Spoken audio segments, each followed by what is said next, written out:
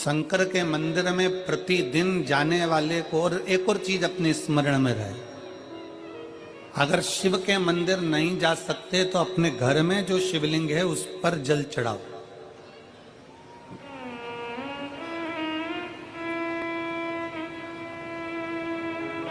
और यदि आप अपने शंकर के घर में शिवलिंग पर भी जल नहीं चढ़ा पा रहे हो तो किसी बेलपत्री का वृक्ष हो, उस वृक्ष के नीचे भी जल चढ़ाओ। और कभी मौका मिल जाए, कभी भगवान शंकर की बड़ी करुणा हो जाए, भगवान शंकर की बड़ी उदारता हो जाए, भगवान शंकर की बड़ी कृपा हो जाए, बड़ी कृपा हो जाए, भगवान शंकर जिस दिन तुम्हारे ऊपर बड़ी कृपा कर दे, किसी सोमवार को 3 नियम बना लो। जिस दिन मेरा भोले बाबा तुम पर कृपा कर दे उस दिन सोमवार का एक नियम बनाओ कि महीने का एक सोमवार मुझे ऐसा करना है, 3 नियम धारण करना है महीने के सोमवार को। पहला, सुबेरे जाकर शंकर भगवान को 1 लोटा जल चढ़ाना है। दूसरा, दोपहर के समय पर जाकर मुझे बेलपत्री के वृक्ष के नीचे एक चावल का दाना रखकर बेलपत्री की 7, 11, 21, 108, 51 जितनी परिक्रमा आप लगा सकते हो वो लगाना है। और तीसरा, बेलपत्री के वृक्ष के नीचे और शंकर के मंदिर के दरवाजे पर मुझे एक घी का दीपक लगाना है। बस ये 3 नियम जिसने महीने में एक बार ले लिया, समझ लो उसको पीछे हटने की जरूरत ही नहीं, वो आगे ही बढ़े। महीने के किसी एक सोमवार का ऐसा नियम बना लो कि मुझे 3 नियम धारण करना है महीने के किसी भी एक सोमवार को। हम ये नहीं कहेंगे कि तुम सोमवार 5 पढ़ रहे हैं तो 5 को करो, 4 पढ़ रहे हैं तो 4 को करो, 3 पढ़ रहे हैं तो 3 को करो।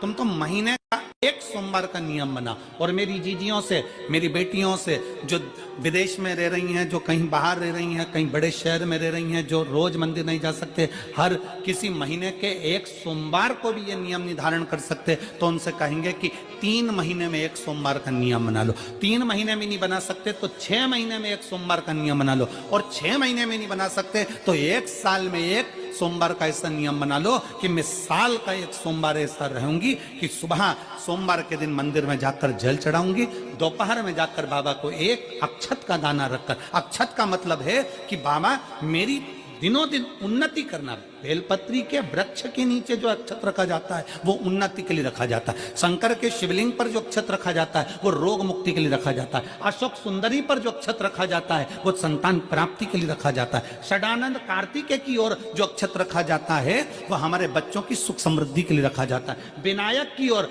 गणेश जी की ओर जो अक्षत रखा जाता है वो हमारे घर में कोई मंगल कार्य आ जाए उसके लिए रखा जाता है। और जो पीठिका होती है जिसपे शिवलिंग रखा होता है, पार्वती जी का हस्तकमल, उस पर अक्षत रखा जाता है तो नारी के अखंड सौभाग्य के लिए रखा जाता है। अक्षत रखने का भी तरीका है।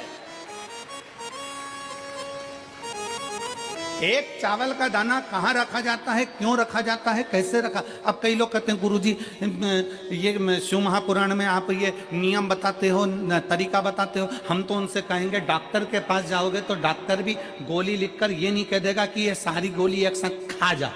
डॉक्टर भी कहेगा ये गोली सुबह खाना है, ये गोली शाम को खाना है, ये गोली दोपहर में खाना, ये गोली भूखे रहकर खाना। बोलो सही है कि गलत है। ये रात्रि को खाना खाने के बाद खा लेना, ये खाना खाने के पहले, ये नाश्ते के पहले। और सुनो, ये दवाई, ये वाली पीछे वाली जो दवाई लो ना इसको दूध से लेना, ये वाली जो दवाई लो ना इसको पानी से लेना। और सुनो, ये डब्बी है इसको पानी में मिलाकर फिर पीना।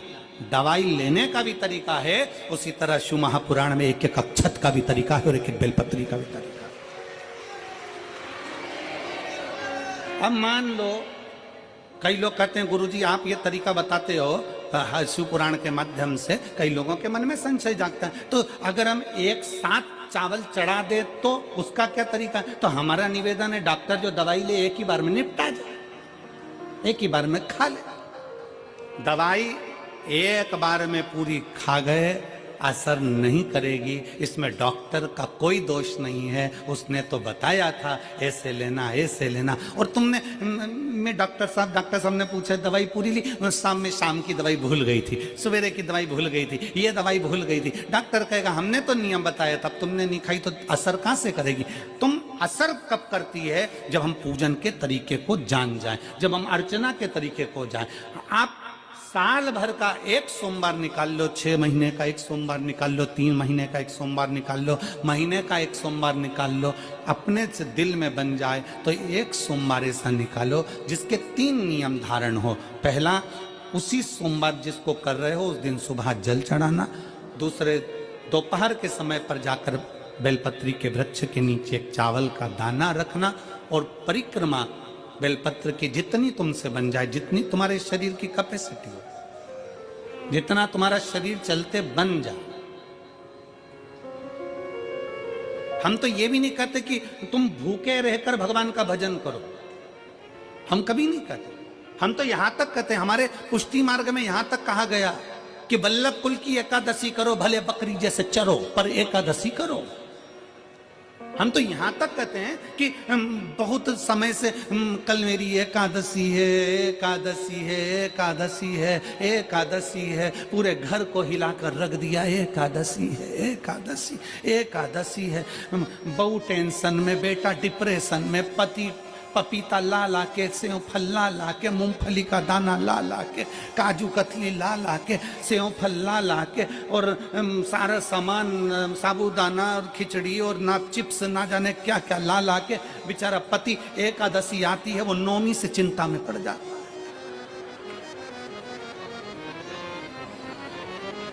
हम तो ये भी नहीं कहते कि तुम व्रत बहुत भारी करो, तुम व्रत उपास भी बहुत बहुत टेंशन वाला करो, ना ना ना।